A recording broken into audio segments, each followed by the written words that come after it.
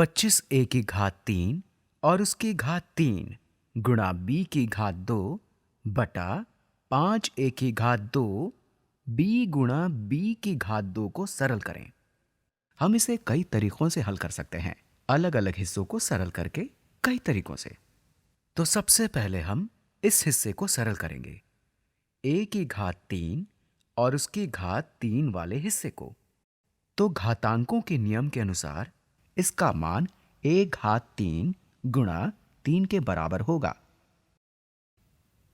तो यहां थोड़ा ऊपर जाकर देखते हैं, इसका मान a घात 3 गुणा 3 यानी a घात 9 के बराबर होगा। अब हम इस b गुणा b के वर्ग को सरल करेंगे। इस b गुणा b के वर्ग में जो ये पहला b है, हम उसे b की घात 1 मान सकते हैं, क्योंकि सिर्फ b का मतलब होता है b घात 1 और इसके गुणा b घात 2 हो जाता है b घात 1 गुणा b घात 2, जो कि b घात 1 जमा 2 यानी b घात 3 के बराबर होता है। और आखिरी चीज जो हम बस देखकर आसानी से सरल कर सकते हैं वो है 25 भाग 5, जो कि हो गया 5।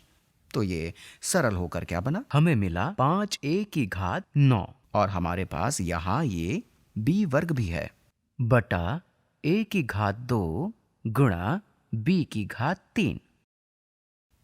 अब हम घातांकों के भागफल के गुण का प्रयोग करते हैं। हमारे पास है a घात 9 बटा a वर्ग, a घात 9 बटा a वर्ग, जो कि बराबर है a घात 9 घटा 2 के, यानी a घात 7। और हमारे पास है, अब ये बताने से पहले मैं आपको ये बताना चाहता हूँ, दरअसल ये काफ़ी रोचक है। हमारे पास है एक b वर्ग बटा b घात 3, इसे भी सरल कर लेते हैं। b वर्ग बटा b घात 3 हो जाएगा b घात 2 घटा 3 के, जो कि बराबर होगा b घात घटा 1 के। इसे फिलहाल हम ऐसे ही छोड़ देते हैं, तो ये पूरा सरल होकर हो जाएगा 5 गुणा a घात 7, क्योंकि ये सरल होकर a घात 7 होता है। a घात 7 गुणा यहाँ मौजूद b भी सरल हो गया है, b घात ऋणात्मक 1।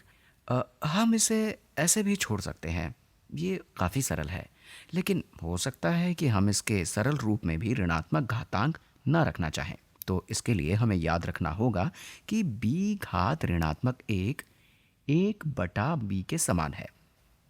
अंश में हमारे पास है 5 और a घात 7 और फिर हर में होगा b, तो हम इसको गुणा करते हैं 1 बटा b से, क्योंकि ये b घात ऋणात्मक 1 के बराबर है, और बस हो गया।